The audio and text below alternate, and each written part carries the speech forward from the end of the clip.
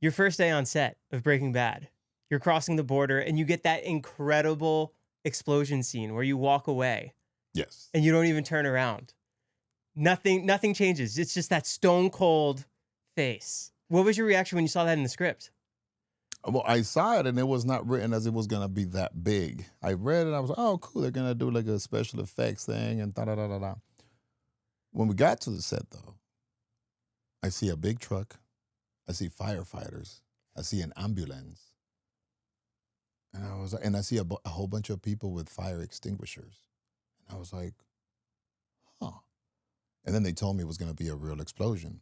But when they told me that, Vince comes and not Vince, Brian Cranston is directing this episode, and he says, "Louis Daniel, we have one set of explosives, we have one truck, we need to get it in one take. Is there any way you guys can not react to the explosion? Don't flinch, just walk away like you're walking in the park on a Saturday morning." And we were like, you take this in and you're like, one take, one set of explosives, no more. Basically, we'll mess it up if we do it, right? No pressure. So we were like, you know how it is. You're there. You always say yes to everything. Yes, you can. Okay, you jump that. Yes, I can jump. Yeah. So you always say yes. Yeah, no problem, right? But they did not tell us how big the explosion was going to be. So then they set up, we get to setting up, and everything looks great. The firefighter, everybody, there's like 100 people around you setting up. Right? The truck is there, we're here. And then when everything is ready, everybody starts like leaving, getting in cars and the vans and all the transport, and they start driving away. As you're about to hit action? Yeah, no, they were leaving us there because now they start recording, and then we're going to record wide angles, and there was like a bunch of cameras there, right? So everybody was going far, but they went a little too far for me, right? I was like, you start realizing, wait, what? Why are they so far, right? And then I start looking, and I'm like, whoa, there was 100 people here. Now there's nobody, just me and Danny, and that was cool. And then I'm getting, all right, guys, we're going to get ready. And then I start looking around, and you're getting in zone. All right, cool. And then I see on the ground, where they're communicating with us, there's a radio on the ground, like right where the thing is at. And the radio had like bullet protective glass. The radio. Then one of the camera that was the closest to us was like, I don't know, 10 feet maybe, I don't know. That camera had protective glass too. And that thing was 10 feet away from, we're closer 10 feet, you know what I'm saying? So, and I see these things as we're getting ready, and it was like a quick thing. I see, and then I see them far over there. And I'm like, wait, how big is this? Action! And then we start walking, so I didn't know. And then we walked for I don't know how many seconds, and then boom! It felt hot. Really, really hot. And then everything got dark in front of us.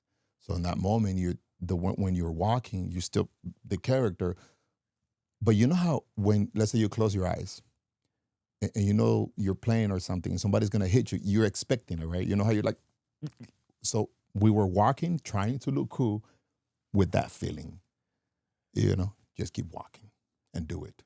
And I remember, it worked. So we did it, a few seconds later, cut. Brian, man, on the radio, yes, you guys did it. It was on. And everybody, yeah. It was a party. It was great. But one thing I remember that was funny about that one was that it was my brother's first job. That dude has never been on set before, never on a movie. And I remember when Brian said what he said, I don't know if he and my brother understood, so I had to give him the talk. The talk I gave my brother was this. Look, the explosion is going to be, an explosion. You're going to feel that. But no matter what, keep walking. Don't react. If a little thing of fire, like something burns you or something, don't react. Well, they will take care of it after. If your pants catch on fire, keep walking. Okay, it'll be a few seconds. They'll notice, and they're going to cut, and then somebody's going to be here in seconds to put it off. Now, if you catch on fire, I said, try to keep walking, and they just hit the ground and start rolling, man. We'll put it, they're going to put it out. Do you understand how important this thing is? The one take, one set of explosives is really important. So no matter how you're feeling or what happens, keep walking, okay? And he was like, okay. And then he has that action too. He has to take the drag of the cigarette. Yes, Brian said to do that. Yeah. But it happened. It worked. It worked good. How do you not jolt even from that? Between the heat, the sound. We were expecting it. Remember how I told you when you expect to get hit? So you're like, get in the character. But in my mind, you know what I'm saying? Like, hold, like, you know what I'm saying? That hold and then it happens. So, you're hoping you're not going to react. I didn't know I was not going to do it. I was trying not to, and it worked because I didn't. But that's how you lock in for that. You're walking and try to look the part, play that character, but expect to get hit. And if it never comes, just keep walking and look cool. How aware of the character's demeanor were you that he would be throughout the season, where there's not much dialogue, but it's just menacing stares and glares, stone cold? Mm-hmm. So that was Vince's idea. That's what he wanted from the beginning. He wanted that. What we did not know, and it happened as we were filming, was doing things together in sync. You know how there is a lot of times that we open the door together, or we get up, or we take a step together. That happened because one time, I think it was at the. Oh, do you remember the scene with the gun dealer?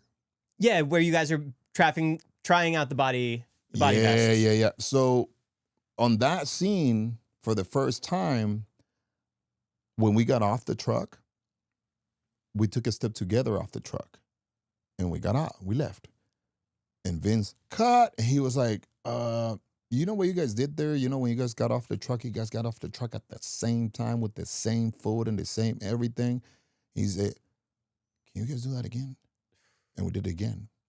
And from that day on, he wanted us to keep doing it. Things like that. Now, I remember the next take we did the next day on something else was a car door. He said, can you guys open the car door at the same time? And it became a thing.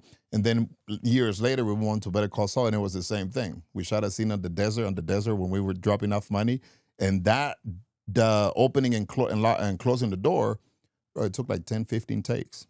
Just the door. It was a separate take for just opening and closing the door. And it took us about 10 to 15 tries to get it the way he wanted it. Vince is a perfectionist. He's the man he is because of the attention to detail that he has.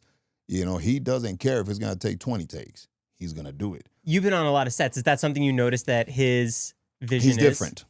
He's different in that sense because not a lot of people do that. I've been to people that do 5, 6, 7, maybe 8, maybe. And that's a very rare thing. People do 2, 3, maybe 4 takes. And then boom, sorry about that. Let's move on. You know what I'm saying? So that was a different thing that I noticed from him. He was different in that sense, like the attention to detail is different for Vince. But then that makes him Vince Gilligan. He's a special guy, And then you asked me about the characters being quiet and all that. That was also on the script. It was already scripted that we were not going to talk, but there were a couple of things that, he wanted. What he said to me was, less is more. So he wanted less. He said, I want everything here. I want everything to be said with your eyes, the look. So that's what he wanted. And we did it. When you get that audition, is it just for one brother and then you they were looking for 2 guys? And then you introduced that you had a brother? Yes. So the audition came like this. The audition was on the breakdown. It said we need 2 brothers that look alike or cousins. We need 2 guys that look alike. They're going to play brothers on the show. And yeah, that was it. And then they describe, menacing, cartel looking, da-da-da-da-da. So when I read that, I was like, that's tough.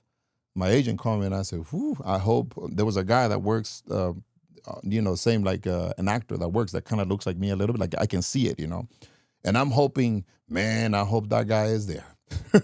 Because there is no chance. They need 2 guys, So that's fine. I go to the audition, do the thing. Oh, mind you, my brother's not an actor. He was not a union. So I can't just bring him.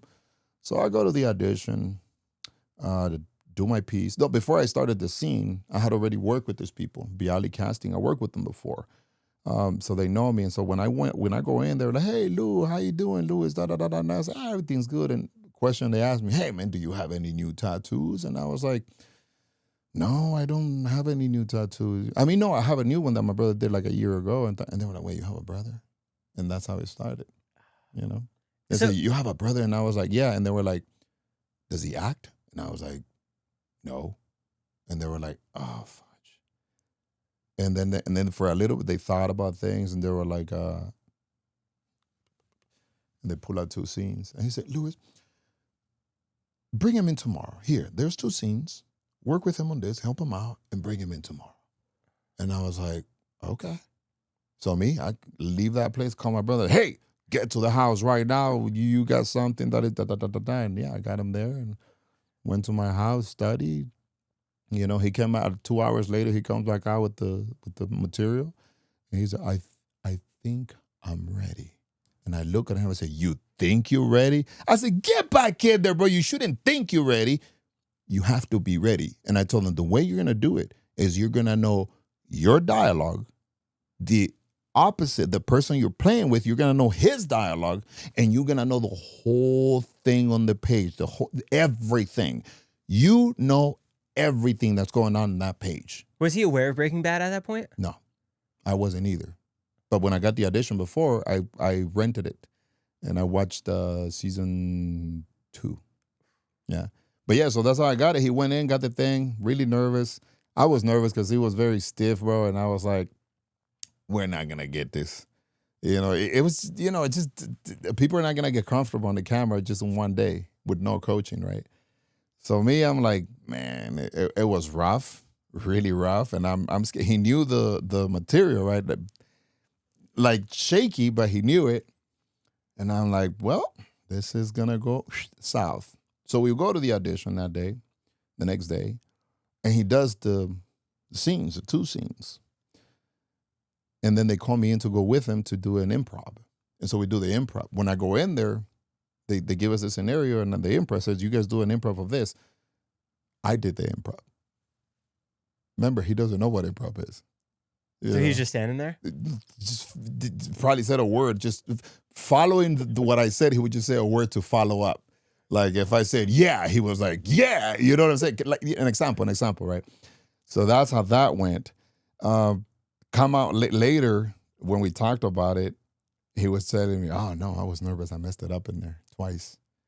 He said twice I forgot. And I was like, but then they gave him another chance and told him, hey man, calm down. He said, relax, just do it. Your brother, just come, just do it like your brother. He's relaxed and he does the thing. We just do it, relax. It's no big deal. And he did it again, and he did good.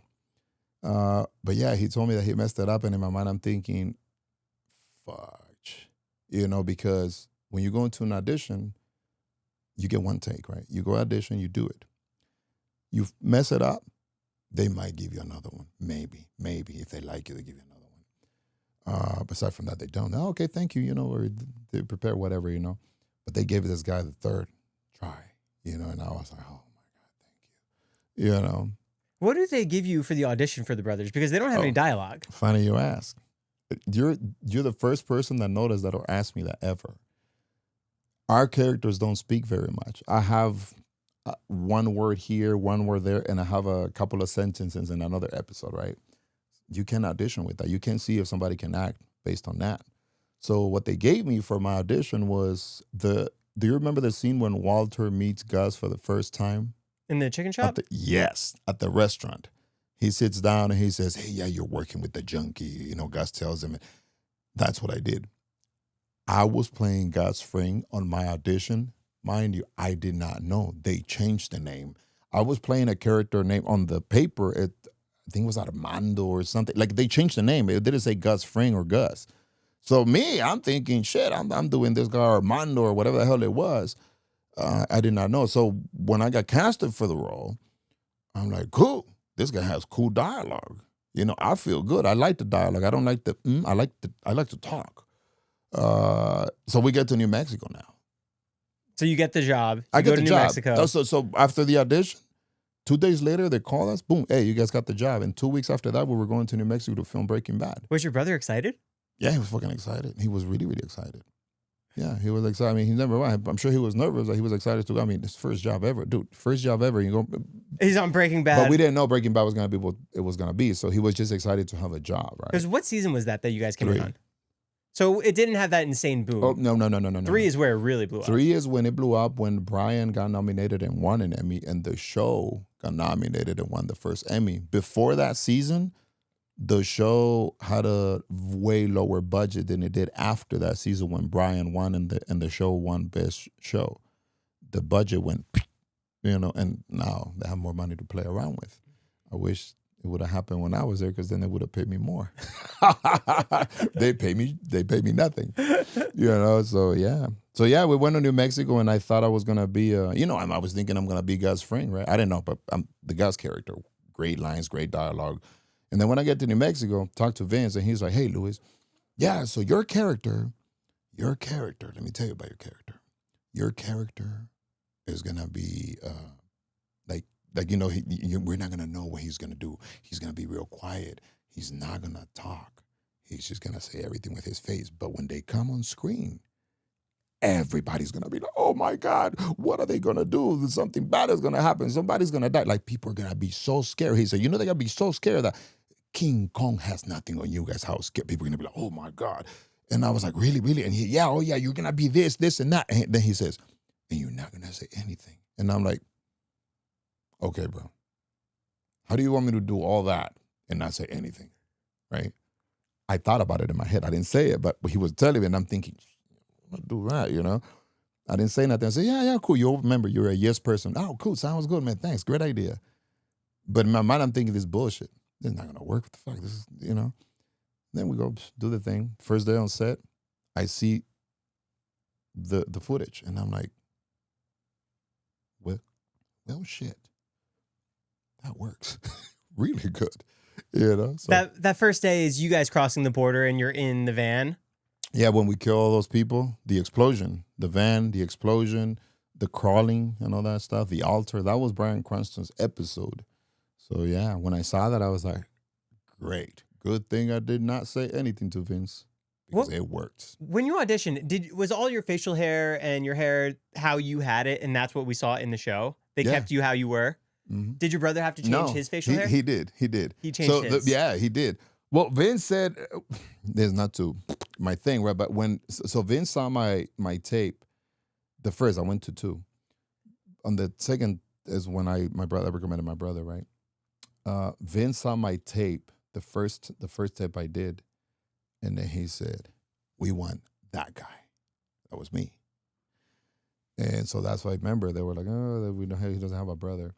So when Vince said that, he said, we want that guy. We just got to figure out how to get 2 of those. I come on my next audition, and I hit them with the brother thing. So they were like, cool. So my hair is not bald by choice. Well, I do shave because but let's just say it grows very thin in areas. So I had to keep it, right? My facial hair, I had it the way I had it. My brother had more hair, so they just ended up cutting his hair and his facial. What was your reaction to the suits and the boots? Did it really feel like you had that character down now? In the beginning, the suits, they seem a little flashy to me for that character. Right? But then I was like, no.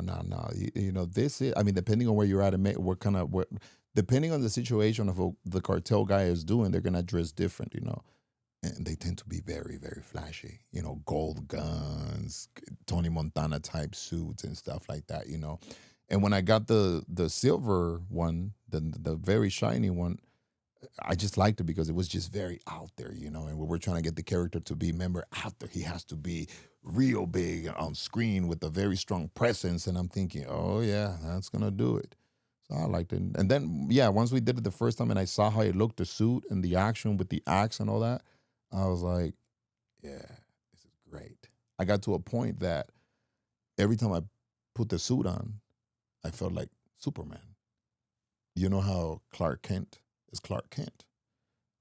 He's just and then he puts the Superman suit on, and I felt the same exact way, where like when I went normal, dressed as a civilian, I felt normal. It's normal. It's just me. Hey, everybody, how you doing? Once you suit up. Put the thing on, and I'm like, you know what I'm saying? You get into that. now you feel different. Did you model him after any other actors that you've seen portray cartel members? I don't think like that I did, but in my mind I always go back to this.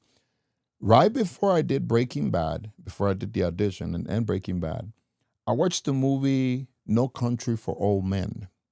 And was it Javier Bardem? Yeah, Javier Bardem played the character Shigur. I love what he did. I absolutely love what he did. It was amazing what he did, right? So I always kept it. So in my mind, I'm thinking in the back of my mind, I know I did something similar to that. Like, because I didn't know it was gonna work. Remember when they told me, I was thinking, oh man, this is gonna work. But then I remember that.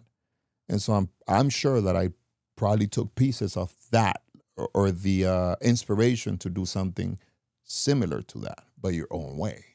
So I want to say that probably the inspiration would have been from that, from Chigur, from Javier Bardem. So Javier, if you're seeing this, props, brother. You did an amazing job. You've been on countless sets. Did the Breaking Bad set feel special? Because at that point, like you said, it hadn't broke yet, but it was on the cusp of it. 100%. It's probably the most special set I've ever worked on. Not because it's Breaking Bad and it's the greatest show ever. No, it's not because of that. The script can only do so much. They can only do so much. But and this probably Dean told you this, it was a special group of people in the sense of starting from the top. Vince Gilligan, Bryan Cranston, Aaron, everybody was super nice. They were happy to be there. Remember, this is the top. This is Bryan and Vince. But that carries down to everybody else. So now the people behind the camera, amazing people, brother. Lovely people. I made so many good friends. I'm friends to a bunch of them still to this day. Like there is not one person in that set, bro, that I didn't disliked. Let's put it like this. I'm going to give you an example. When I got to set on Breaking Bad after the first couple of days being there, it took me about 30 minutes to get to the makeup trailer. You know why?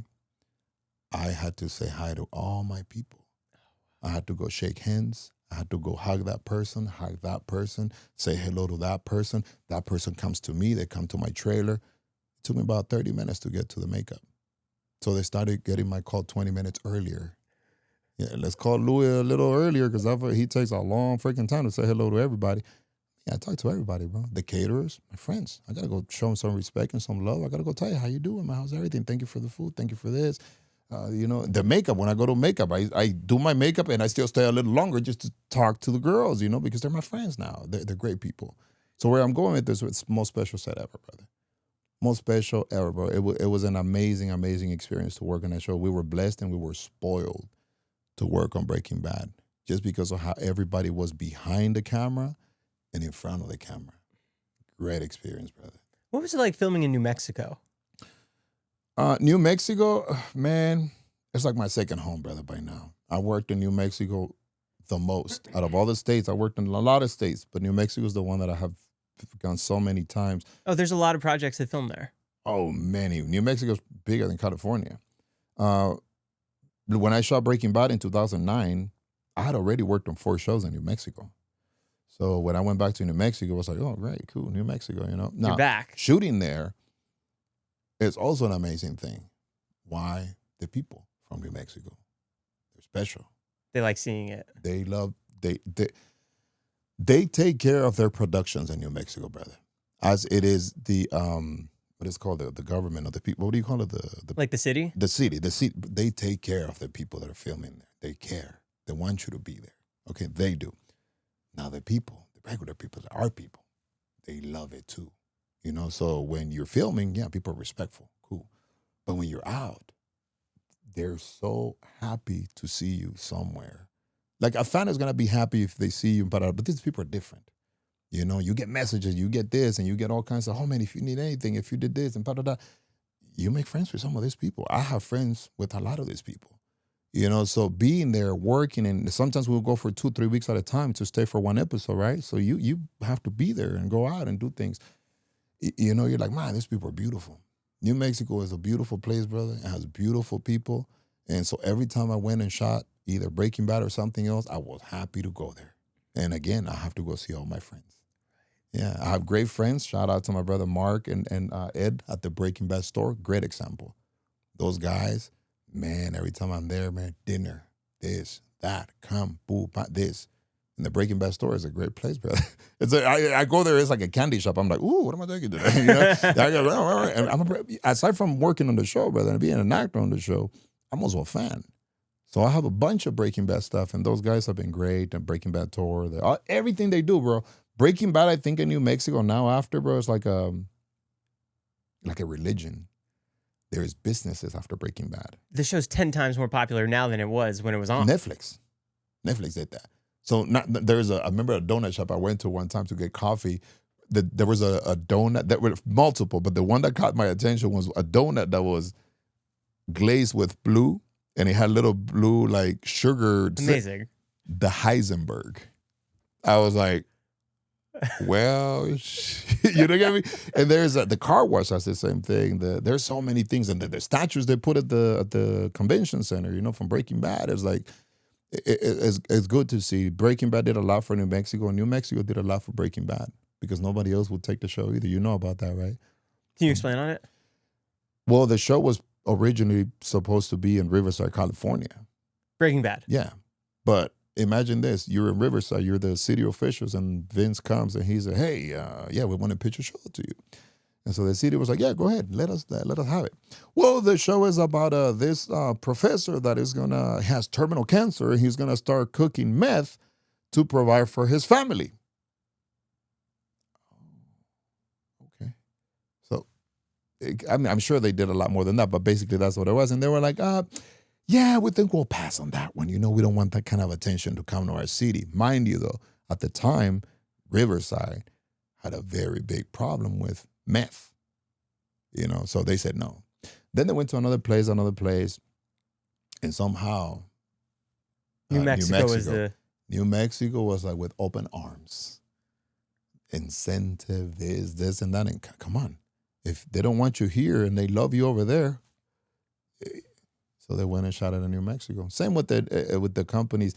This one, I don't know, I'm going to say it, but it was the same case for networks. You know, AMC has it, right? AMC had Breaking Bad. Nobody wanted to pick it up. They went HBO. They went to all the big channels, the big networks. Nobody wanted it. Was it just the portrayal of the idea of it? Well, the meth, the cooking, you know, like if you hear that, you're like, okay, he's going to be cooking meth, selling meth. He's a professor doing that.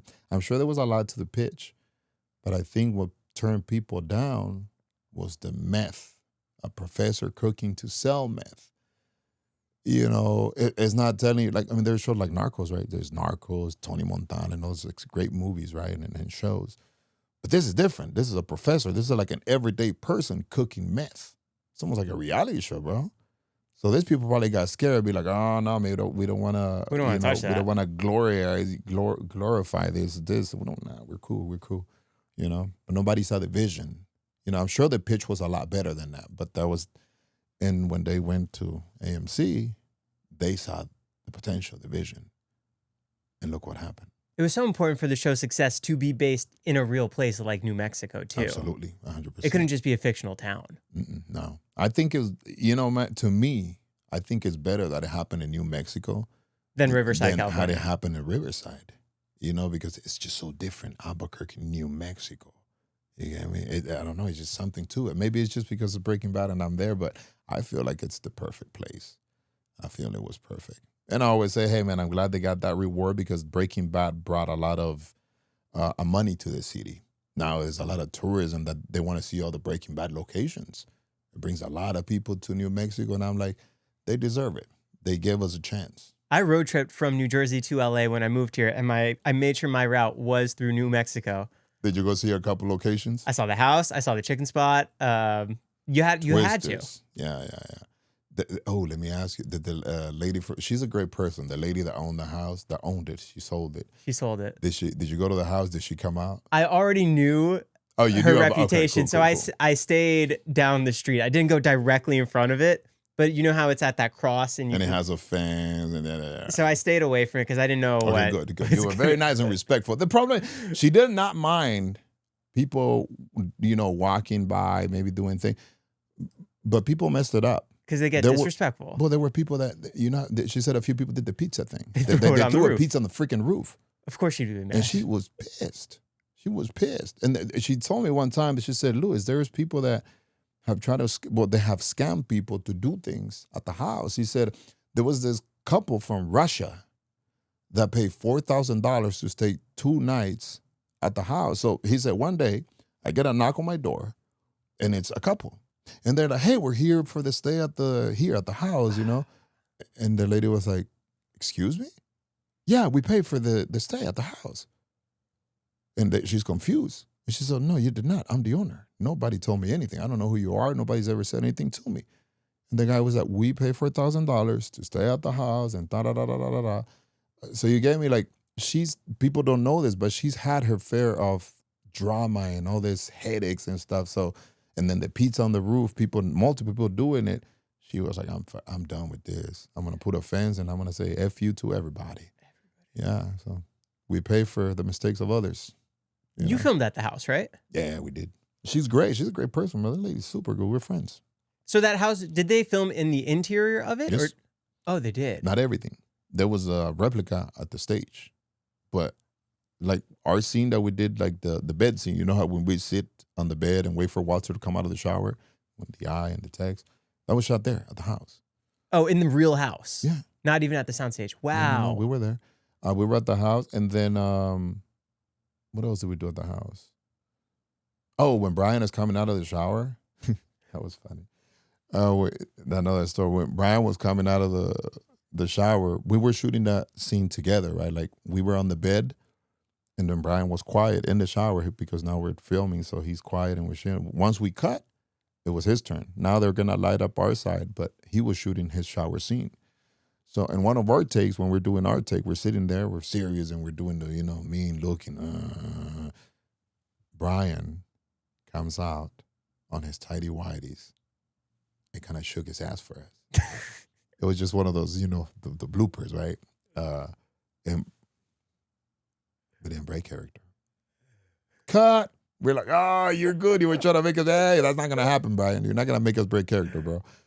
All right, no problem. Next take. All right, let's do it again. Sit down. Brian comes out again.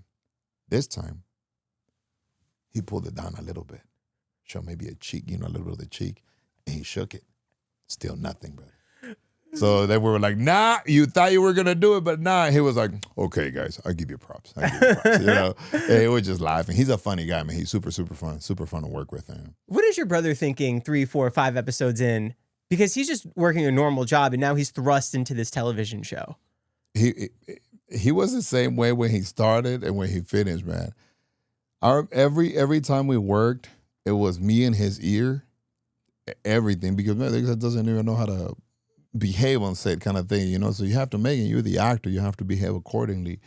So every take we had, I was there. Remember, I was there, and when I got talking, whoever was talking, they would come talk to me, and I'm like the You're the middleman to him. I'm the middleman. They'll tell me the scene. I'm okay, cool. Like, and then I have to work, with him to do it because he doesn't know. Like when they're gonna tell, hey, you got the time and the space, the open 50 feet, whatever it is, they have to do this for the camera. It doesn't feel right when you're filming something. A lot of times when you're filming something, it doesn't feel right, but it looks great for the camera, So people don't understand that. So I had to do that with him. But me, I'm not nice. Remember, it's little brother type of thing. So me, I was like, okay, look, this is how you're going to do it. Don't fuck it up. Da, da, da, da, da. And put it in your head that what you're doing is real. You're actually doing this in real life. Like when we did the scene of the truck explosion, not the truck, but when we shot the people in the truck, he gets out and he's going to kill the guy that actually walked away. He shot him from a distance. And so when we were doing that scene, I said, okay, look, you go over there. Don't try to look too tough. You walk over there like it's nothing. Fucking shoot him. Like it's nothing, but mean it. Go fucking pop his ass and come back. Normal, chill, don't do too much. But I was like, don't fuck it up. Fucking just fuck it. Da, da, da. Me, I'm always using the F word with him. Fucking do that. This one, fucking do it. Goddamn. You know what I'm saying? Like that the whole time. When you do the scene with Dean Norris, 1 minute. Who? My favorite. What was it like seeing your life end on camera? Man, it sucked because I wanted to be more. I wanted to be on the show more. I'm gonna tell you a funny story. When that happened, I remember I got hired for Breaking Bad, knowing that I was gonna die on that episode. I knew that. But when the day came to do it, I remember I get a knock on the door, and it's she was a producer and the director as well, the director for that show, for that one, Michelle McLaurin. And she knocks on the door, comes in, and she's like, Louis. And she was like, you can tell she's sad, bro. And she's like, I don't know. Louis, you know what's going to happen in this episode, right? And me, I'm like playing the part now. I'm like, yeah, I'm so sorry. Okay, but we're going to have to do it.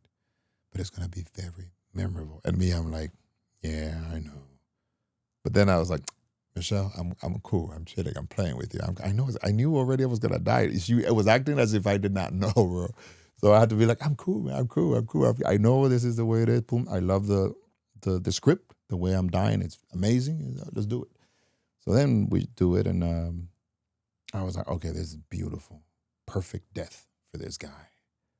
So yeah, I was happy with it, bro. I had a great time, bro. It was a crazy day, though. A scene like that, dude, it should have taken us a week, maybe more, to shoot for a film because it had a lot of components, some stunt work from the people I shot to the Dean shooting, him shooting me shooting him, shooting the car when he was in the car.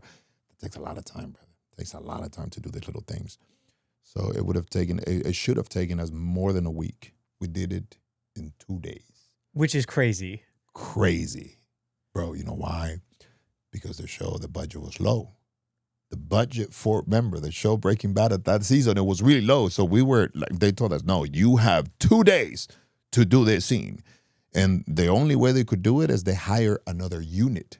So essentially, if people that don't know what another unit is a whole nother camera crew, as if they're shooting 2 shows, but they put them together. On the same location. On the same location. So now, I'm going to give you an example. When I'm dragging the axe to get Hank, well, Hank was already setting up his scene when he was already down pointing the gun. So they're film just that. Cut. And as soon as I cut, Vince is already on the ground.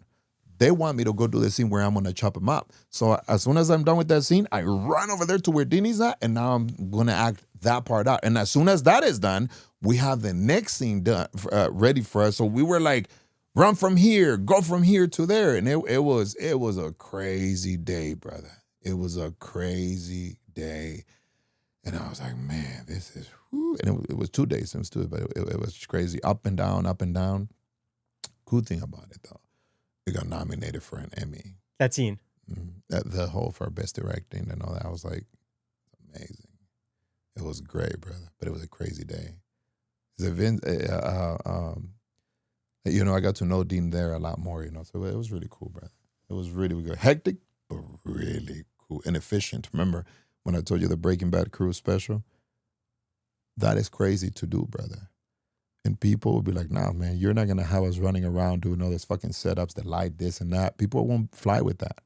On any other set, people are kind of like, nah, man, our work is not running and doing stuff. But the people there, they're happy to be there.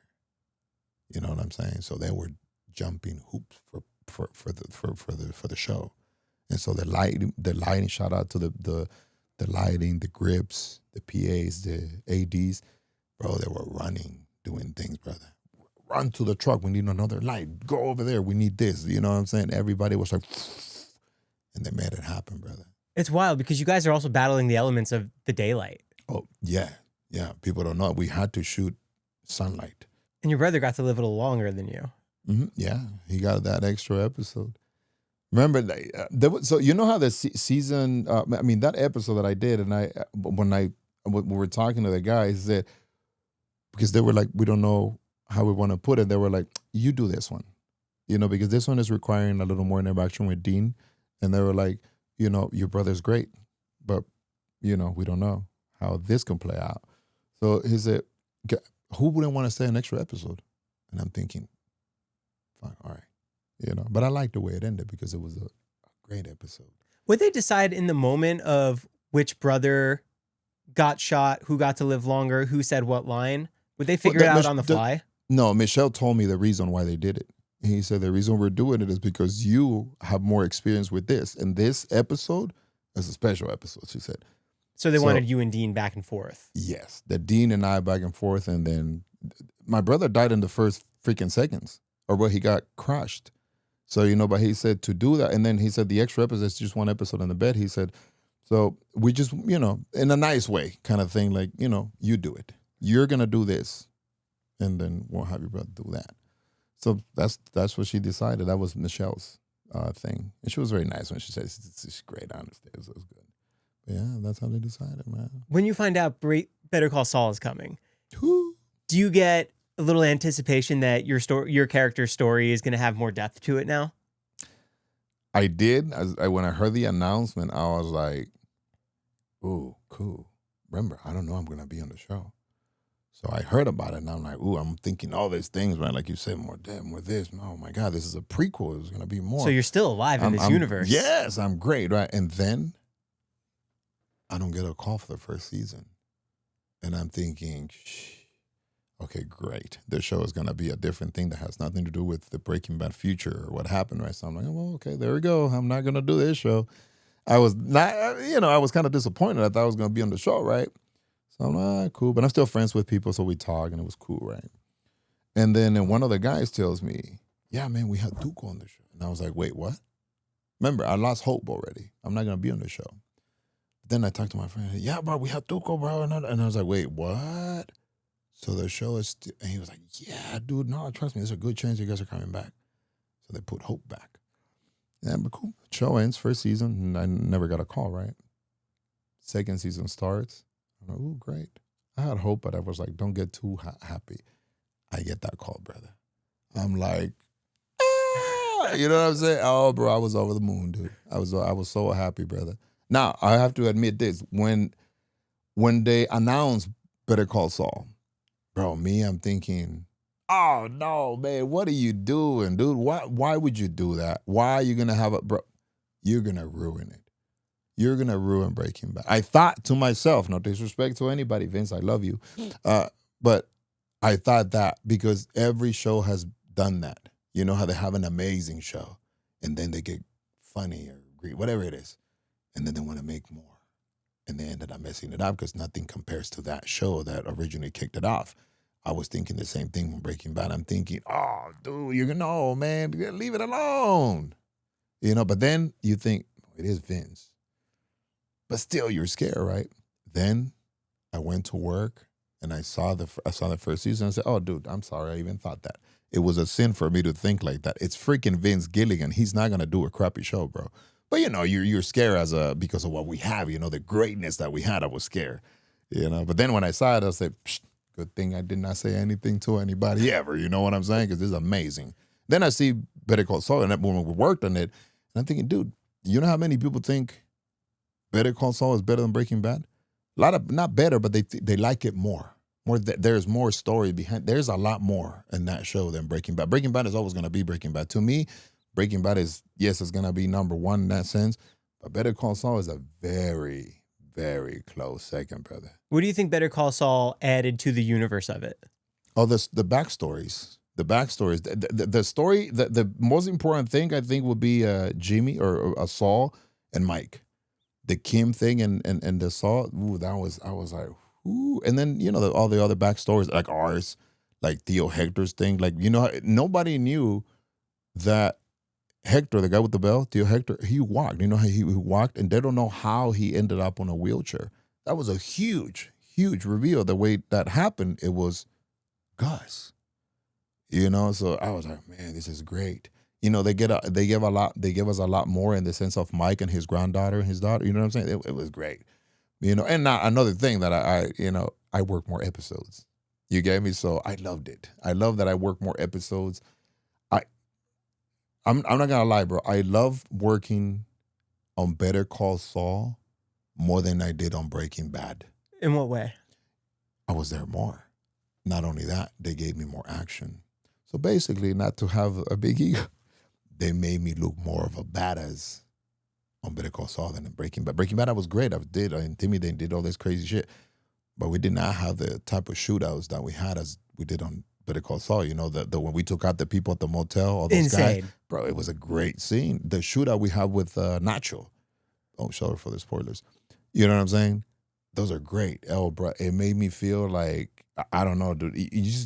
You get this feeling, brother, when you read something like that. I remember when I read season 4, episode 4 of Better Call Saul. I read it, brother, and I read my scene. Now I get to my scene, I read it, and I'm like, bro, I lived it. Before I did it, I freaking lived it on the page. I was like, wow. In me and my mind, I said, we're never going to get this. We're never going to get it as is on paper. You know, I wish at the time before we shot it worked. We did it. It's Vince. I was thinking, I wish they could do the show, and when we get to this scene, I wish they could just put it on the thing and people can read it. That's all I want. You know how people say that books are better than movies? I felt the same way about that. The way it was written was better for me than, no, at the time I thought. But when we shot it, I was like, no, never mind. It looks amazing. It looks amazing. In your experience, how is it that you think Vince can write something on paper and get it exactly on screen for what he's trying to convey? Attention to detail. He's big on the details. When we read books, you read a book, and the book is very detailed in everything. You put it on film, they only put the exciting pieces of that scene. Vince does not. Vince likes to capture the details, and that's what makes it big. You know, I think that's his thing. You know, he does the little things that he does that you're like, it makes it special. You know, how much prep work goes into that shootout at the motel? The shootout at the motel in Better Call Saul was an all-day thing, and I mean, we had the arms people, the stunt people. I mean, it was a big, big day. We had a lot of extra people, a lot of stunt guys. So, yeah, we didn't prep in the sense of prepping before, as in the shooting guns and stuff like that. I had already done that many, many times before. So, and I'm friends with the stunt coordinator too, so he knew that we were going to be able to do the whole shootout thing. But it was all day that day. We shot that. Do you and your brother rehearse together prior to shooting the scenes as to how to pull out the gun, how to look as menacing as you possibly can? No. I mean, we always do a rehearsal, but this is for everybody, and we record the rehearsal. So you do the rehearsal as you're going to do the scene, because a lot of times the rehearsal is better than the scene, so they record it. But that's as much rehearsing as we do. You just go rehearse and you do the piece. Remember, I started with this saying, when you do this character, you believe it. When you're doing it, I'm thinking that I am killing all these people. You know, so I feel the hate, man. Like, you know what I'm saying? I feel the hate. I shoot him, bro, and I'm shooting him. You know, I feel that shit. Like, I pull it up as I do. I don't know. I don't know. I just feel that. I don't know. With this character, I feel like that. I'm like, yeah. Are you shooting blanks in there? Yeah. There's half a blank, like the thing, but so they're real guns, you know, for said they're real guns. But what they do is they block the barrel. They block it so that no projectile leaves. But the explosion happens because there is a real bullet with the charge in there, but it doesn't have the thing that kills, that shoots the people. But everything else is real. So the slug stays in the barrel? There's no slug. It's, you know how the back of the so the powder is in the back, right? You know how the part that comes out of the guns is the tip, the one that shoots. The long point, yeah. That tip is not there. Oh, so it's just that little round. Back. Yes. So everything is real. Even if, like, say you're shooting a 9mm, and you know how every time you shoot it, the casket, is a casket called? It comes out, it ejects. Same thing. So you're gonna see it because it's there. But there's no projectile coming out of it. Exactly. Wow. So everything is real. The way everything is a real gun. It was just modified. Does Breaking Bad feel like you're filming a movie before television? Yes. It's different. It was shot so different, brother. There were no CGI. Everything was different, man. Cinematography, the no CGI and everything Vince did. It was like a movie, man. It was like a movie. It was a beautiful thing, brother. You learn a lot from these people. The big one was Michael Slovis, I remember he was the DP, the director of photography for Breaking Bad. Man, that dude is a freaking magician, brother. Like everything that we saw, everything that they did, everything they captured on Breaking Bad was that guy. Michael Slovis, brother. I was like, man, that dude is a freaking genius at what he does. Great. Whew. If Vince called you tomorrow and wanted to do anything more with the brothers, Brother, when you said Vince, I was like, I'm in, bro. You don't even have to tell me what it is. I'll be like, yes, I'm in. the 20th anniversary is coming up. Is there anything you'd want to see? Crazy, brother. I'm not gonna, bro. I would love to get another show of us. I would love to see a show about the cartel side. I mean, we saw Jimmy's side, but what about the other side? A little bit more about Gus. How did Gus get connected with us? And how did we end up so messed up? Why was Tuco messed up? What was he the way he was? How about Lalo?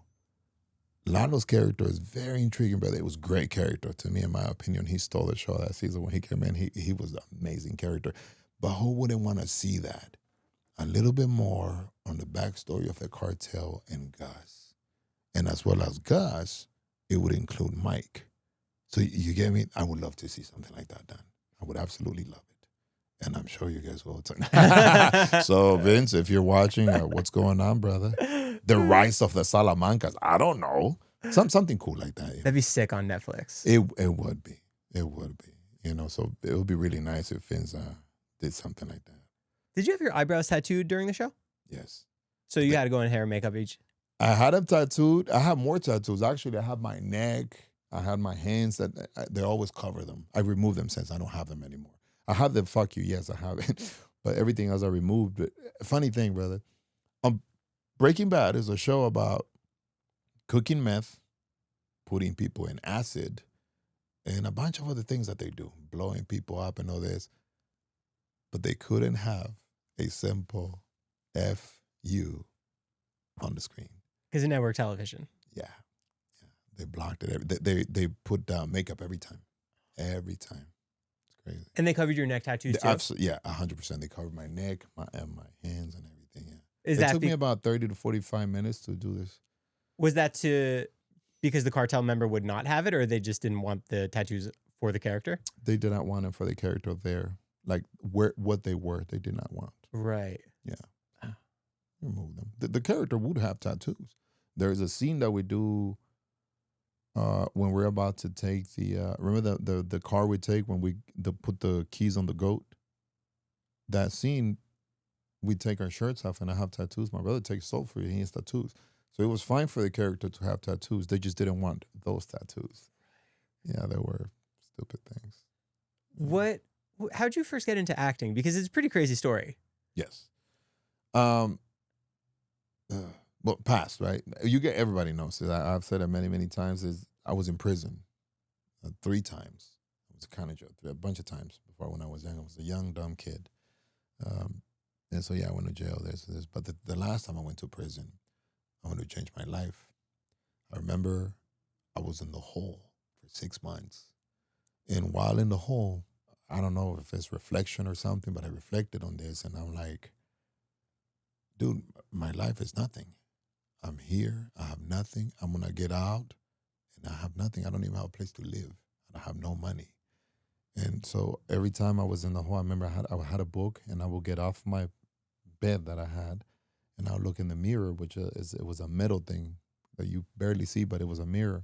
And I would get up from my bed, look in the mirror, and just say, you're stupid. Turn around, go back, read a little more. A couple hours later, get up and look, and I'm like, just look at yourself and you're disappointed. You get me? I would just look and I'm like, go back, lay down again. So there, I thought I have to change. My life has to change. So when the time came, I got out of the hole. A couple weeks later, I'm out for release. I'm leaving. They give me my belongings that when I got arrested back. And one thing I had was a little booklet that had all my contacts in it. And change requires you to want to change. If you have your bad influences, you're probably not going to change because they're going to somehow, somewhere influence you into doing something that, you know. So what I did was that little booklet I had with all my numbers, there was a trash can inside the prison right before you leave. I dropped it in that trash can. And then there is a line painted on the ground, like a parking lot line, but it was a line that says, this is the prison. Once you cross that line, you're in the free world. And it's a rule that if you step as a prisoner, if you step outside the line, you're in the free world, you cannot step back. If you step back, they will keep you for an extra day as punishment. So I knew that if I dropped that booklet there, I was not going to go back and get it. You know, so I did that. I dropped it, left, never looked back. I moved from the neighborhood where I lived. I live in LA in a very rough area. I moved and I never looked back. I stopped talking to all those people. My life changed completely, brother. I got a job. And I remember I was doing bodyguarding and security right out of prison. A couple months later, I'm working on this movie. I'm being the bodyguard for an actor. And I'm sitting outside his trailer. And I see the director is coming. I saw him, but then I looked because he never talked to me. I remember, I'm out of prison, bro. I'm not supposed to be doing bodyguarding or security. I'm fucking, ex-felon. So I'm wearing a hat because remember the ball kind of intimidating sometimes. And I'm wearing a shirt. Ooh, my apologies. I'm wearing a shirt like this, but I button all the way up so that they don't, remember I had tattoos. So I button it up and I'm covering everything, bro. Long sleeve. And I'm like, and I know he's coming. I don't want to talk to him. Remember, I don't want to talk to nobody because they're going to know me. They're going to be like, ooh, this fucker's, and they're going to fire me. And I feel this guy's coming and I'm like this. And I feel he's looking at me. You feel that feeling that's up. And I'm like, shit. And then he stops right here next to me, bro. And he just does this. Like, I caught you kind of thing. And I'm like, oh my gosh, bro, I'm going to be fired right now. And no, he pulls it down. He didn't even say nothing. He didn't say hi. He just did this. He went and got him to pull it down and he said, and he looks at me for a second or two and he said, hey man, do you want to be in the movie? And I was like, what? It caught me off guard. What? You want to be in the movie? And I was like, no disrespect, sir, but I don't. And he was like, no. I said, no, I don't. Thank you. And he just turned around and left. Now, when he left, I remember I got caught off guard. I see him walking and he's going to Video Village. He walks to Video Village. Video Village is the setup they have when they're on set that has a big tent and it has the monitors, cameras, and basically all the big kahunas congregate there. The producers were there. The writers were there. And he's the director. And he goes over there and there's like about, 7, 8 people waiting for him. When he gets there, they all huddle up and they talk for a few seconds. And then in unison, all at the same time, they do this. Remember, they're talking. And then they all at the same time do this. And now they're looking at me. And me, I see this and I'm like, and I said, they just agree they're going to fire me right now for saying no. And they look at me for a few seconds and one person starts walking to me. That's the guy that's going to fire me right now. I already know. He's going to come get the hell out of here, bro. I messed up, man. I should have said yes. But you know why I said no? Why? I thought they were hiring me to be a background act, like extra, like an extra. And I didn't want to do that. I didn't want to be an extra. Not disrespect. I respect them. They work really hard. But I did not want to be there the amount of time that was required because I had already been there a long time that day. That was the only reason. So, well, this guy's walking to me now. He's walking, and now he comes to me. He said, hey, man, how you doing? My name is so-and-so, Manny Jimenez. And I said, hey, nice to meet you, Manny. He said, this guy spoke my language, brother. Remember, I'm out of prison. I'm a street guy. And he hits me like this, and he said, hey, homie, are you sure you don't want to be in the movie? We're going to give you $500 cash if you go over there and just do the same thing you're doing here. You're going to be the bodyguard for the main actress for 30 minutes. All you have to do is just go stand over there next to her. And I'm like, let's do it. And that's how it started. That guy became my manager. That same guy that they got, he was the consultant for for what we were doing, and he was a manager too. So he became my manager. He asked me in the middle of doing it. I ended up, not that day, bro, I ended up working a month in the film. I became her bodyguard in the film. And I loved it, brother. Remember, I'd been there on the set, right? So I kind of knew how it worked. But now being an actor on the set, it was different. I liked it, And so the guy, I mean, it was an easy role. I just got to stand and look mean and maybe shoot a couple people and shit. The guy asked me, hey, man, would you like to continue doing this? And I said, is there going to be more chances for me? Like, I mean, this is a once-in-a-lifetime type of thing.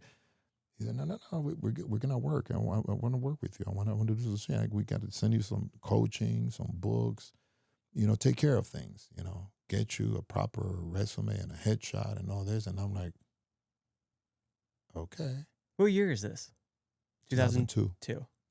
Yeah, so he did that. He helped me, bro. And I'm always thankful to that guy because he started me. I remember he became my manager. I booked a couple more jobs actually very fast. And then he got me an agent. And then I got an agent, and I was really lucky, brother. I started booking more. At the same time, though, I was working really hard. I kept my job as a security bodyguard. I kept that job. But aside from that job, every time this guy said, go to this coaching or talk to this person, go to that studio, do this, bro, I did it. Get this book. I got that book. I read that book. I read it again. I put in that. I wanted it to work. I wanted to learn, And when it happened big for me, I want to say, like, when I started, I was reading and I was going to some coaching, not a lot. But I have to say this also changed my life. Do you know that movie Collateral with Tom Cruise and Jamie Foxx? I worked on that movie. That was I think my second job that I got. Huge freaking movie. I didn't have a big role, but I had a role that was there 2.5 months. I was on that set for 2.5 months. And I remember, I never forget this, brother, is this scene when Javier Bardem, and is it Javier? Yeah, Javier Bardem, Jamie, and Tom are sitting at a club discussing a meeting. Well, this meeting, brother, is taking place 10 feet, maybe less, from me. I'm sitting here because I'm the bodyguard for this guy. And I'm watching this, brother, live. It's a huge freaking scene. But what changed me as an actor is seeing how they did it. These are great actors, brother. And I'm there watching, and they do the scene. They do a rehearsal. And at the rehearsal, bro, they did the freaking take. They were not messing around. Oh, let's rehearse it half-assed. Nah, brother. A rehearsal was a full-blown freaking scene that they played amazingly. That was the rehearsal. So for me, I was like, okay, noted, right? Then they do the take. Boom. Amazing, dude. I was like, wow, these dudes are good. Director comes in, gives them a little bit of input. And this changed me, brother. When he gives input, Tom, like a freaking ninja, bro, switched it like that. Jamie, another ninja, did the same adjustment. You know what I'm saying? And they do it. And I'm like, wow, that is how you have to be. That's what's good. So I took the listening to the director, taking that direction that he gave you and applying it. It was huge for me, brother. The way they did it, brother, I started going to more coaching, more. I wanted to be. I saw this guys, brother, and I'm almost thinking, I'm not gonna be them ever, probably never, but I want to have a little percentage of that at least. That professionalism and how good they were to just get a little bit of adjustment and they apply it on the middle of the scene. There was times that the director came in the middle of the scene, bro. He would say something on the mic loud. He said, hey guys, can you do this? Can you change? So they go back like 10 seconds on the scene and they pick it up and they apply whatever he said, brother. To me, that was magic. To me, that is like, wow, these dudes are skilled. They're great actors. So that changed me, brother. Because I put a lot more into it after that. That's I was incredible. doing it, but yeah, that changed, bro. I never forget that. Always say that story. That is the scene, the time with those guys that changed me as an actor to work. Sometimes people think that acting is just, hey, you get in front of the camera, I'm going to tell you to do this, and you do it. Yeah, a lot of times, yeah, it's easy to do that. It's very easy. But a lot of times there's a lot more. You're not going to do much if you only know how to do that. Hey, let me smile, ha, ha, or do that. No. There's a lot of work that goes into it. It's even from the audition perspective, people don't know that you have to audition for these things. You know, I get a lot of messages all the time. Hey, man, why don't you tell Vince to put you in this or tell these people you should be on this show? I'm like, if you guys only knew how hard it is to get a this show, guys, you know, it is a hard thing to do. Hard thing, you know, you have to work at it. The job is not when you're filming. The actual job is the audition. It's the getting it. It's the process. That's the process. The hardest thing is that. Remember, you get one shot, maybe two at an audition. When you get that job, bro, you can do 20 takes. It doesn't matter. You mess it up one time, let's do it again. Mess it up again, let's do it again. You already got the job. So always, if you're trying to be an actor, the job is the audition. That's where you have to be your best. Oh, damn, I'm getting too much into it. Sorry about that. No, I loved hearing how you were able to put your old life behind you to start a new one. And then everything fell into place because you take that opportunity to put yourself out there. Mm-hmm. It's really rare. You know, people tell me that all the time, brother, and I say, you know what it is? It is. But I think now, the way I see things, if you want to change, you're going to change. Because I remember my mom trying to change me. She was a single mom, and she was trying to do the right thing. Was it always just you and your brother? Yeah. And so it was just us, and my mom was never, she was there as a mom. She provided for us, but she was a single mom in LA. She came from a small country. You get me? Single, couldn't do work all day. So my brother and I, we're always by ourselves. We're going to school, do these things, and people picked on me because I did not speak English. He did not either. So I felt really left out, you know, and I ended up joining a gang, going to prison, and all that stuff. But wanted to change. Change came after everything. I lived it. And I said, my mama was, change, please don't do this, don't do that. And remember, when you're this young kid, all young kids like me think that mom said something, she said that she's wrong. What does mom know? My parents don't know. They don't know anything. Blah, blah, blah, blah. That's what we all say. Everybody thinks like that. And so I didn't want to change. She tried very hard. My mom tried so hard for me to change. I didn't want to change. And then prison happened. When I was in the whole reflecting, I was ready for change. Nobody was telling me to change. I was already in prison 3 times. I changed because I wanted to change. So if you really want to change, you can do it. But you got to take steps to it. Me, the biggest step was dropping all my friends and all the contacts and all the bad influences. You drop that. People may say, no, I'm strong. I'm not going to be influenced. But no, yes, you are. You will. There's going to be a moment of weakness. You're going to be influenced. That's going to be always in the back of your head. That party, oh, no, I'm not a party. I got to go work. I'm into sports. Trust me, one weekend, you're going to be tired of practices and waking up early and being disciplined.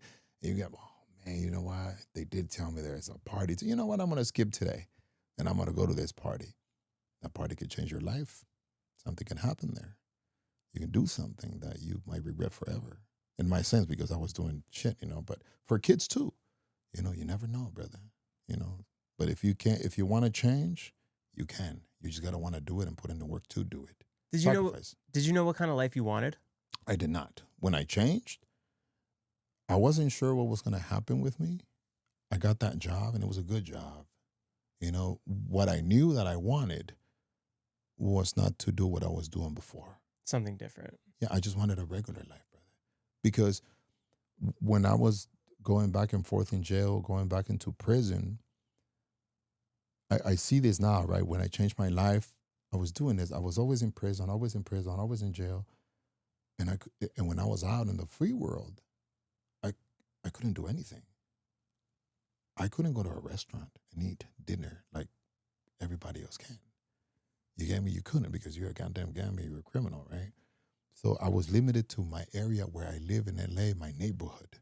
If you go outside that area, you're going to probably get shot. It was really bad in the 90s, brother. So I was secluded. I was only there. I've never seen all the LA has to offer, all the beautiful stuff, all the freedom, anything. When I got out of that life, brother, I feel so free. I saw things that I'm like, what? People do this for fun? It was amazing, brother. It was like, I don't want to exaggerate, but you were free. Brother, I can go anywhere. I went to the Santa Monica Pier. I was like, wow, this is really cool. I went to Venice. You went to Universal. You went to Hollywood, the Walk of Fame. I was like, what the heck? This is cool. You go to a restaurant. You know, you fit in with the other people. It's a beautiful thing, brother. You know, and back then I did not know that. I just knew you leave, you get shot. You go here, the cops and getting shot. Cops, you know what I'm saying? And you're always looking behind your back. You always think, every single car when you're in that life, brother, you do this. And this is everybody that's an active gang, whatever. You do this on the street. Every single car that goes by, brother, you do this. You're trying to see who's in that car, and if they're gonna pull out a gun and shoot you. Somebody's walking up on the street, you're like, you're already, bro, you're gonna carry a gun. So you have your gun, bro, and somebody's walking up that you don't know, maybe across the street, and you're like, who the hell is that? But you're ready to, as soon as he pulls it, I'm gonna pull my gun and shoot. So you get me? That's how you have to live. That's not a life. It's not a life, brother. You're in prison. You know, so trust me, changing your life, brother, will do miracles for you. Your parents are right, kids. Trust me, I promise you. I'm a dad now. My son is 19, brother. And my life sucked, and I went to prison, but I don't know if I would change it, brother, because now it has given me the tools I need for my son. You get me? Now I know what's bad, what's wrong, and what to do. The biggest thing that people could do, in my opinion, brother, for their kids, or for you kids, for all the kids, focus your energy into sports. Put your energy into sports or art or something you want to do, content creating, whatever. Put your energy into that. Because as a kid, as a teen, you have too much time. Yeah, you go to school, but school is not that hard. You're going to want to entertain yourself, and influences are dangerous. But if you have a positive thing that you do outside of school, sports is huge. You put all your energy into that. You combine that with your studies and sports, you're not going to have time to mess up. You're going to be a great person, and you're going to succeed. Start working already. Start working on something you want to do. You want to do a podcast. Start right now. Start small. You're in school. But you're going to focus your energy into it. You're going to succeed, and you're not going to mess up like me. If I put my energy into what I really wanted to do, brother, I would have been a different person. When I got out of prison, you know what I started doing? I started training in Muay Thai, and I competed in Muay Thai. And that's tough. Yeah, it's really tough, but brother, I love it. I still love it. I train sometimes, still like some people, I loved it, but my thing was I started late. So I had a limited career, let's say, right? And so that's when I came up with that. Like when I got out of prison, brother, remember, I was in gangs my whole life, right? So it was weird for me not to be out and doing stuff, right? So I found this gym. I really liked the fighting, and I used to watch the Pride, FC, UFC, and all that stuff, and boxing. So I find this gym, and I joined the gym. Brother, I put all my energy into that. Yeah, I worked.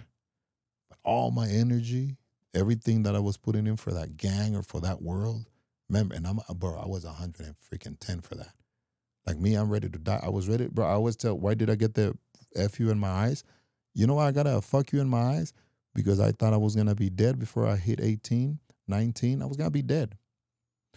And when I died, whoever killed me, I wanted to say, fuck you, that motherfucker that killed me. That's what I thought. And then aside from that, when I get buried or cremated or whatever, I thought, and as I say F you to that guy that killed me, fuck everybody else that stays. Everybody, I hated the world. That's the mentality, brother. That is the mentality I had. You know, isn't that crazy? It's really inspiring, and I really appreciate you sharing all this. Yeah. No, thank you. Sorry, I think I get too into it. Shit, I'm sorry. No. It really shows the growth from where you were just being in the environment to where you were able to get it out, which is really cool. So, thank you, brother. Do you think it was a product of the environment?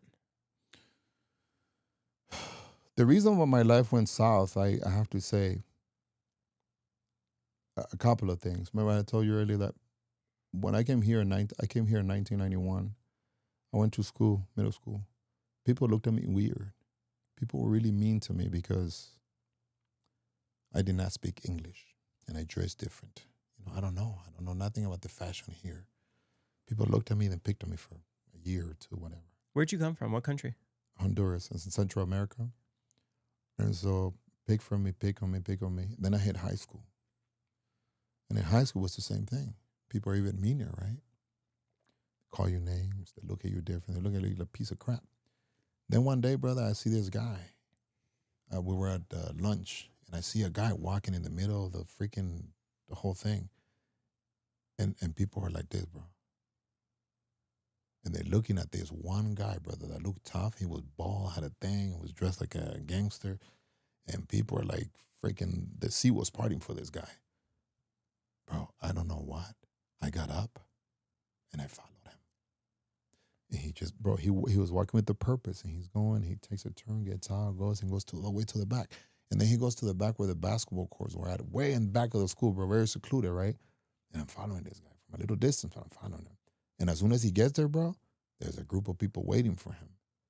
And as soon as he gets there, bro, he takes his shirt off and starts fighting another guy. He was another gang member.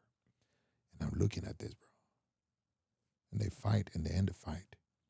And that guy was by himself. The other group was bigger, but he was by himself. But everybody respected him. So after the fight, those guys leave, this guy stays, and I'm there a little distant. I approach the guy, right? He's kind of like bleeding a little, spits. And I said, hey, bro, you all right? And he was like, yeah, I'm cool. You want a water? And he looks at me again, and he said, yeah. And I said, what's your name? And then we started talking. And then we started talking a little more, and I walked with him outside. And I said, bro, what happened? And he told me what happened. So from that day on, that guy, I don't want to make it too long. What happened after that? That guy took me in. I love what I saw from him, the respect that he commanded. I wanted that because, remember, I'm a piece of crap. So I wanted that. And so this guy, in like a week, he took me to LA, bro. To downtown, to like the LA. Introduced me into the gang. About a week after that, I joined the gang. And everything changed. Everything went. And I thought it was going to go this way, but it was a lie. It was a lie. You're fighting for something that is not true. I'm fighting for my neighborhood. That's not your neighborhood. You're on a street fighting for a street that is not yours. It's a city.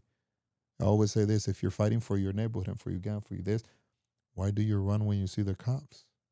If that's your house, if that is yours, why do you run? It's not yours. It's the city. It's the people own this, not you.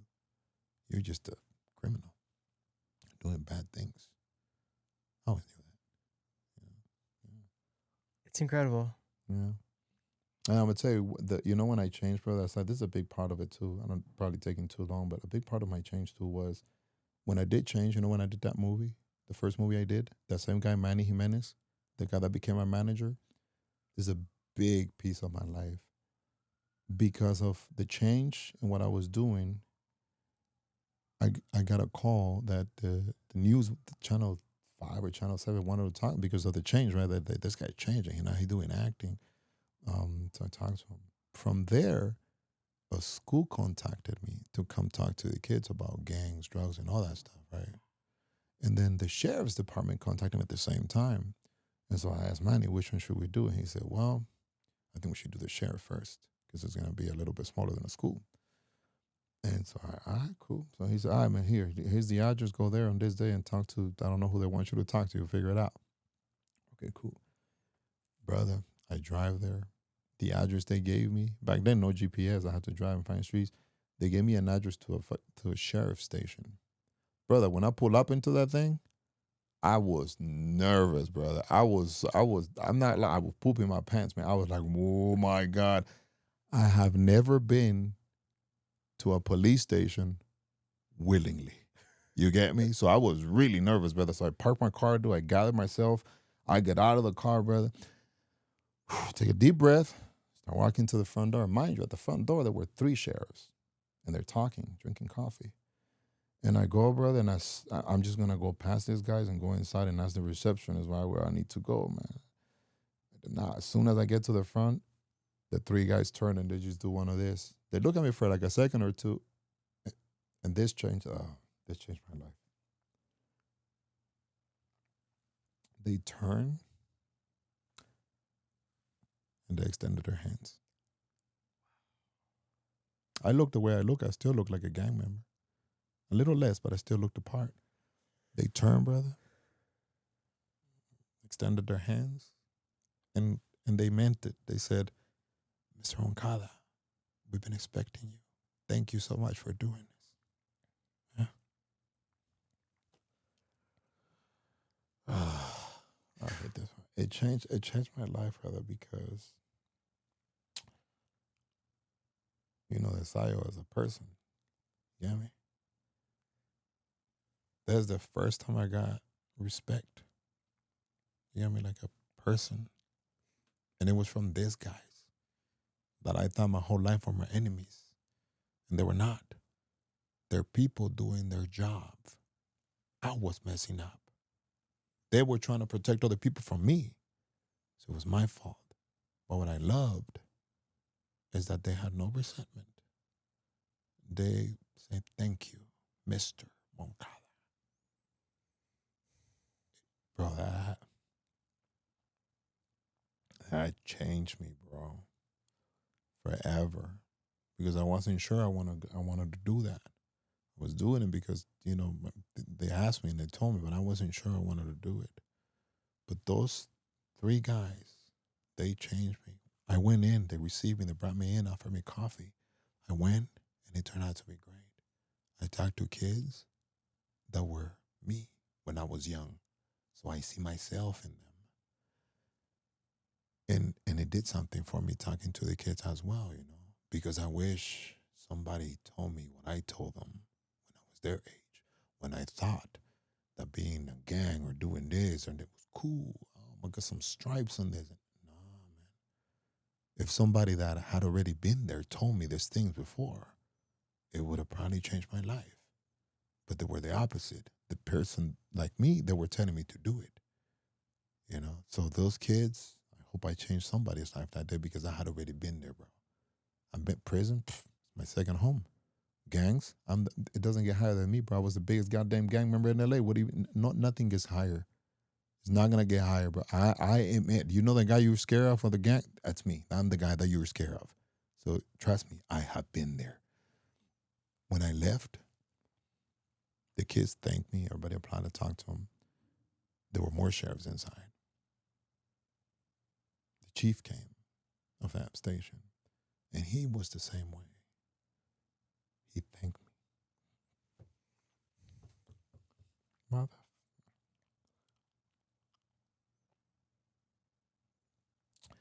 And then from everybody at the station, the desk, the other officers, everybody came, shook my hand, offered me more coffee, water. They walked me to my car, which made me nervous. They walked me to my car, brother. Thank you again. Need anything, please let us know. Walked out of there, brother. I walked out of there a changed person. Now you can be that beacon of hope for these kids. Mm-hmm. I could be that, and I kept doing it after that. That was my first. Bro, I did so many for years. I was doing motivational speaking, brother. But those sheriffs, brother, I always give props to those guys because they changed my life, brother. Maybe, I don't know. I think it just did something for me, man. And maybe for that reason, I never went back. I never went back to being my old stupid self because I saw what I saw. I saw that those people are regular people. They're nice people. They're very nice, very kind. They were doing their job.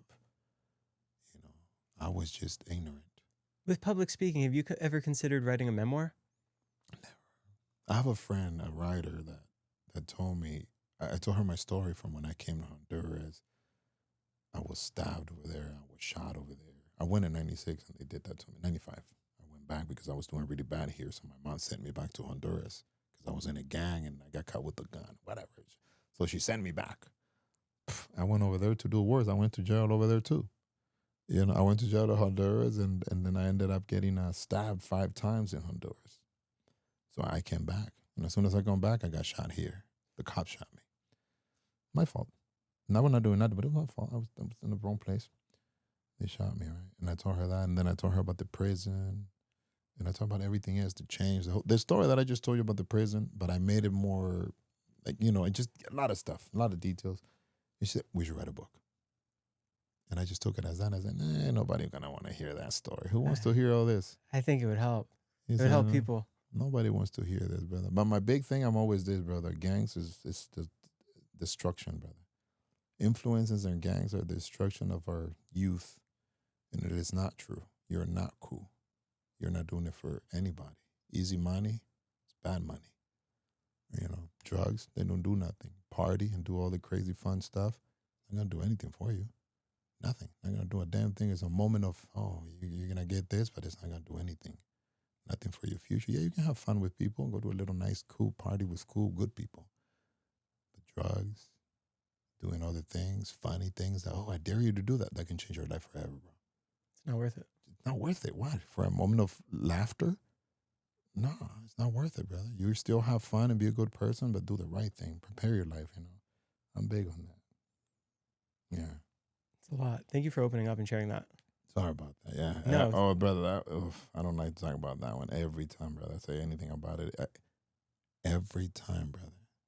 It has been 25 years. 24 years. Still gets to me.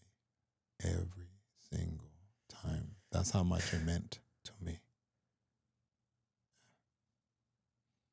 How are you spending your days now? Now, brother, I train still, Muay Thai, a little bit. I don't fight anymore. No more fighting, but I train. I do streaming. I like to stream. Your Twitch is going to be linked down below, so guys, go check it out. Yeah, I do streaming because I have a video game that they put me in. You know how with the suit, the boots, and the axe? Yeah. They put me in a video game. Can I say the name? It's a video game called Scum. They put me in that game with all that shit. So they said, hey, man, can you play with the fans? One day they said, can you play with the fans? And I was like, yeah, I can play with the fans. It was during the strike, so I couldn't do it for the first 4 or 5 months. But then I started playing, and I did it with the fans one time, and I played with them, and it was just great, brother. Like, streaming is like going to a Comic-Con to do a meet and greet and take pictures with people and talk to them, but you're doing it from home because you're having a live chat. Live people, they can talk to you like me and you and I are talking, right? But on chat, but I can respond as I am talking. So if I read something, I'm like, hey, so-and-so, and they ask you Breaking Bad questions. Sometimes it's not. Sometimes it's just normal stuff, joking, playing, talking. So that's how I started streaming, brother. It was supposed to be a 1, maybe 2, 3 time thing just to do it with a few times for the game. And it just kind of like, I kept it going, you know what I'm saying? I was like, shit, yeah. And now it's been 2 years. That's amazing. And that's what I do. But yeah, I train and spend time with my son. Do you think you'll have more cons coming up if anyone wants to come meet you? I have a con right now in the UK, September 5th and 6th. I have something possible this month, but I have to talk to this guy. Yeah.